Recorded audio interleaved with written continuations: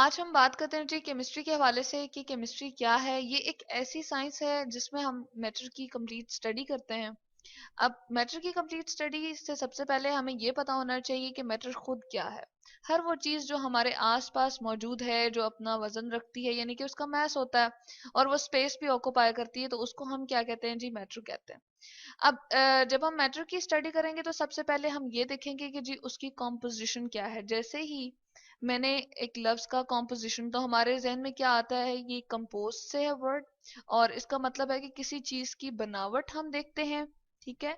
और ये हम देख लेते हैं कि वो उसमें कौन कौन से एलिमेंट रखता है, यानी कि उसमें क्या क्या चीजें मौजूद हैं और कितनी कितनी अमाउंट में है। जैसे चले हम एग्जांपल ले लेते हैं यहाँ पर H2O की। वाटर है हमारे पास, और इसके फार्मूले को देखते ही हमें क्या पता चलता है जी? दो H है, और किसके साथ अटैच है? वो एक ऑक्सीजन के साथ अटैच है। तो प्योर वाटर जहां से भी हम लेंगे, चाहे वो जग ग्लास में हमारा पड़ा हुआ पानी है या किसी पॉन्ड में है, उसमें हमेशा रेशो क्या होगी जी? हाइड्रोजन 2 अमाउंट में होगा, यानी कि उसके दो एटम होंगे और ऑक्सीजन का एक होगा। तो ये है इसकी कॉम्पोजिशन, यानी कि वाटर की केमिस्ट्री कॉम्पोजिशन के हवाले से हमने इस तरह से फाइंड की है। अब दूसरी जो हम मैटर के हवाले से स्टडी करते हैं वो जी प्रॉपर्टीज होती हैं। प्रॉपर्टीज क्या होती हैं जी? खसूसियात, यानी कि एक चीज दूसरी चीज से किस हवाले से मुख्तलिफ है। जैसे हम कहते हैं कि जी उसकी शेप को चले देख लेते हैं कि एक की शेप जो है वो डिफरेंट है। प्रॉपर्टीज भी आपके पास दो तरह की होती हैं। अब कौन कौन सी होती है? एक होती है जी फिजिकल, और एक होती है केमिकल। फिजिकल जैसे नाम से हमें पता चल रहा है, किसी की जाहिरी सूरत के बारे में, यानी कि जाहिर के बारे में हम बात करते हैं। तो सबसे पहले हम क्या देख लेंगे जी? उसका चलें कलर देख लेंगे। जैसे अगर हम पानी का कलर देखें तो हम कहते हैं उसका कोई कलर नहीं होता, वो कलरलेस है। लेकिन ऑयल वगैरह जो हम घर में यूज कर रहे होते हैं, वो हमें क्या लगते हैं? येलो से कलर के होते हैं, तो उनका कलर है। उसके बाद हम जो चीज देखते हैं फिजिकल प्रॉपर्टी में, वो है ओडोर, यानी कि उसकी स्मेल कैसी है? वो स्वीट स्मेल में है या उसकी स्मेल बुरी तो नहीं है। तो जैसे हम बनाना या एप्पल वगैरह फ्रूट्स होते हैं, वो भी मैटर हैं क्योंकि जगह घेरते हैं और वजन रखते हैं। तो उनकी स्मेल हम देखते हैं तो वो क्या होती है जी? जब सूंघ के देखते हैं स्वीट स्मेल होती है। इसके बाद जो हम प्रॉपर्टी की स्टडी करेंगे वो है हमारे पास टेक्सचर। और टेक्सचर क्या होता है कि किसी की सतह को हम छू कर देखते हैं या उसको टच करके देखते हैं वो कैसी सतह रखता है। जैसे पत्थर को अगर हम टच करते हैं, स्टोन वगैरह को, तो उसकी सरफेस बड़ी रफ सी होती है। लेकिन आपके पास जो टेल्कम पाउडर होता है घर में, उसको अगर हम टच करेंगे तो वो बड़ी उसकी स्ट्रक्चर, उसके टेक्सचर को, सॉरी, हम क्या कहेंगे जी? वो पाउडर लाइक है। नेक्स्ट जो हम बात करते हैं वो डेंसिटी होती है, यानी कि किसी चीज को हम इस हवाले से देखते हैं कि क्या वो भारी है या हल्की है। इसके लिए हम कंपेयर कर लेते हैं, चलें, एक टिश्यू पेपर और एक सोप को। टिश्यू पेपर क्या है? लेस डेंस है, बहुत ही हल्का सा है, जबकि सोप जो है वो क्या है? भारी है। दूसरी जो प्रॉपर्टीज आपके पास आ जाएंगी जी वो है केमिकल। और केमिकल प्रॉपर्टीज में हम ये करते हैं कि एक मैटर को दूसरे मैटर के साथ कंबाइन करते हैं और वो कोई मुख्तलिफ चीज हमें बनाकर देते हैं नतीजे में। अब होता क्या है कि हम चलें एक ले लेते हैं केमिकल, कोई भी हमारे पास सब्सटेंस है या मैटर है। जैसे मैंने इसमें ले लिया पानी, और पानी के अंदर जी हम क्या ऐड कर देते हैं? कोई बी अमाउंट हमारे पास है, जो कि बी हमारे पास मैटर क्या है? चले हम इसको सिरका ले लेते हैं। अब क्या होता है कि क्या पानी और सिरके को मिलाने से कोई मुख्तलिफ चीज बनती है या नहीं? तो अगर वो बन जाए तो उसको हम कह देते हैं सी। और अगर वो नहीं बन रही तो हम जरूर यहाँ पर क्या करते हैं? कोई हीट अप्लाई कर देते हैं या प्रेशर दे देते हैं या इलेक्ट्रिक शॉक वगैरह दे देते हैं। अब हीट के लिए केमिस्ट्री के अंदर हम क्या साइन, ये मैंने लिखा है जी, डेल्टा का साइन हमने रिप्रेजेंट किया। ए और बी दोनों क्या हैं जो आपस में रिएक्ट कर रहे हैं? ये दो भी हो सकते हैं, दो से ज्यादा भी हो सकते हैं। जो दो चीजें या दो से ज्यादा चीजें आपस में मिलें और मुख्तलिफ चीज नतीजे में बना के दें, तो उसको हम कहते हैं जी रिएक्टेंट्स। और इसी तरह से जो आपके पास इसके नतीजे में बन रही है, टाइम के बाद कुछ आपके पास मुख्तलिफ चीज बनती है, तो उसको हम क्या कहते थे? प्रोडक्ट कहते थे। वो भी एक भी हो सकती है, दो भी, और दो से ज्यादा भी हो सकती है।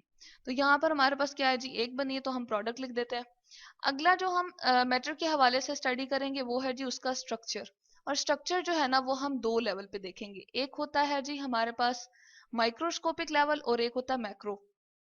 तो मैक्रोस्कोपिक लेवल यानी कि बड़े लेवल पे अगर हम बात करें तो हम क्या देखते हैं, जैसे आइस क्यूब ही होते हैं, ठीक है, उसको हम देखते हैं कि वो बहुत ही आपके पास खास शक्ल में होता है, उसके खास एंगल्स बने हुए होते हैं, साइड्स होते हैं। तो माइक्रोस्कोपिक सॉरी मैक्रोस्कोपिक लेवल पे हम आइस क्यूब को यहाँ स्टडी कर लेते हैं, कोई मैटर है और उसको हमने सॉलिडिफाई किया, यानी कि सॉलिड हालत में मौजूद है वो उसकी, तो हम देख लेते हैं कि अच्छा ये वाला एंगल कितना है, ये 90 का तो नहीं बन रहा, और इसकी साइड को देख लेते हैं ये कितनी है साइड लेंथ में।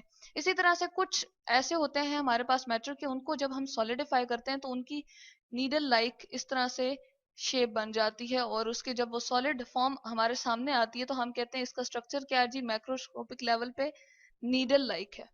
और अगर हम माइक्रोस्कोपिक लेवल पे देखें तो हमारा वास्ता किससे जाके पड़ेगा जी, एटम से पड़ेगा।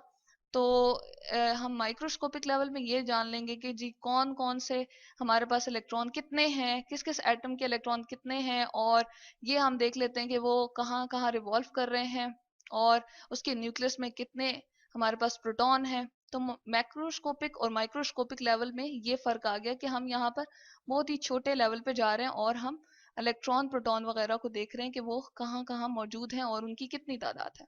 अब यही सारे के सारे प्रोसेस हम क्या करते हैं जी, एक बहुत ही सादा से एलिमेंट पे अप्लाई कर देते हैं। चले हम हाइड्रोजन पे अप्लाई कर देते हैं, और यहाँ पर हम जानते हैं कि हाइड्रोजन किस फॉर्म में होता है जी, H2 की फॉर्म में होता है और गैस फॉर्म में होता है, हवा में मौजूद है। तो इसके फार्मूले को देखते ही हमें क्या पता चल जाता है कि जी इसमें दो H हैं, तो ये हमें इसकी कॉम्पोजिशन के बारे में पता चल गया। अब जब इसकी प्रॉपर्टी हम फिजिकल देखते हैं तो इसका कोई कलर नहीं होता, हम कहते हैं ये कलरलेस, यहाँ पर हम लिख देते हैं कलरलेस गैस होती है। इसके अलावा हम ये कहते हैं कि इसका कोई ओडोर भी नहीं होता, तो ओडोरलेस ये गैस है, यानी कि कोई इसकी स्मेल वगैरह नहीं होती, और डेंसिटी इसकी बहुत कम होती है, और टेक्सचर चूंकि गैस कोई एक शेप में होती नहीं है तो हम टेक्सचर के हवाले से कोई खास बात इसकी नहीं करते। H2 जो है वो गैस की फॉर्म में अगर हम देखें हमारे पास इन्वायरमेंट में मौजूद है, और इसके साथ हमारे पास ऑक्सीजन भी इन्वायरमेंट में मौजूद रहती है। तो आया क्या, ये दोनों रिएक्ट करके कोई नया कंपाउंड बनाती हैं, या कोई नई चीज हमारे पास मुख्तलिफ हो इन दोनों से वो बनाती हैं या नहीं। तो ये हमारे पास अगर तो मुख्तलिफ दोनों बना देती हैं, यानी कि हम यहाँ पर लिख देते हैं कि वाटर बन गया है और वो लिक्विड स्टेट में होता है, एल मैंने इसके लिए रिप्रेजेंट कर दिया, तो ये इसकी कौन सी प्रॉपर्टी हो जाएगी जी, केमिकल प्रॉपर्टी हो जाएगी। तो इसके लिए कि ऐसा नहीं होता कि हवा में दोनों मौजूद हैं और दोनों रिएक्ट कर जाएं, तो हमें क्या देना पड़ता है, इलेक्ट्रिक शॉक। अब जब हम माइक्रोस्कोपिक लेवल पे हाइड्रोजन का स्ट्रक्चर देखते हैं तो क्या नजर आता है जी, इसके अंदर सिर्फ और सिर्फ एक इलेक्ट्रॉन है, ठीक है, और इसके न्यूक्लियस में एक ही प्रोटॉन है और एक ही न्यूट्रॉन है। तो ये हमने जान ली है जी केमिस्ट्री किसकी, हाइड्रोजन की, जब हमने ये सारे के सारे प्रोसेस अप्लाई किए इस पे। यही प्रोसेस जब हम 92 एलिमेंट्स पे अप्लाई करते हैं जो हमारे पास क्या है, नेचुरली अकरिंग है, तो उनकी केमिस्ट्री भी हम इसी तरह से